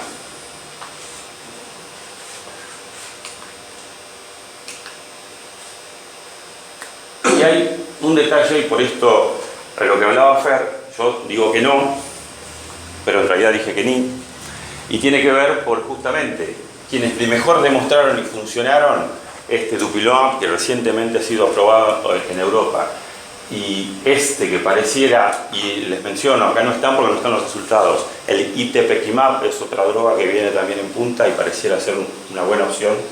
El astergolimab, que lo mencionó Fer, todavía no tenemos los resultados finales. Y así hay una serie de drogas que parecieran ir mejorando, pero todas estas, la diferencia que tienen con los primeros biológicos o con los antecesores de la otra línea, es que no solamente bloquean una línea terapéutica, actúan en distintos niveles o lugares bloqueando la respuesta inflamatoria. Y de allí viene, ¿cuál es la solución? No lo voy a poner a esto. Esto es un tema musical que lo escucho y me refleja lo que pasa con esto. El resumen mío de toda esta presentación es, por ahora no, pero ya tenemos algo que sí. y personalmente creo que en algún momento van a formar parte del arsenal terapéutico para un grupo limitado de pacientes de POC, como son los biológicos en asma, no son para todos los pacientes. Es una cuestión de usar lo viejo que tenemos, lo que ya arrancó en la década del 80 y con los primeros estudios del 2004, y lo que fuimos aprendiendo en ese tiempo, lo nuevo que fue apareciendo, lo que ya está pasando, como la aprobación del dupilumab como primer biológico en el POC, una cosa un poco loca hace tiempo atrás. Que alguien entienda toda esta cascada, que el EPOC es una enfermedad difusa, heterogénea, sistémica, y que no se depende exclusivamente, o sea, hay un proceso inflamatorio que genera la enfermedad, hay otro proceso inflamatorio, cascada inflamatoria, que genera exacerbaciones, hay otra cascada inflamatoria que genera la perpetuación del proceso aún el paciente habiendo dejado de fumar.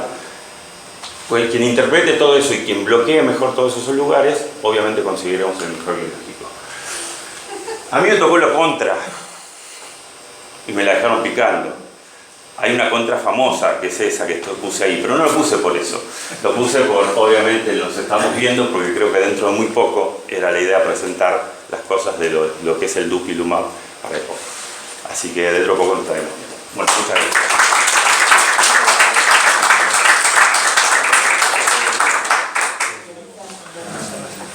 Bueno, vamos acá al lado como era. Gracias a todos los que vinieron y a los disertantes. Muchas gracias. Al final, bien.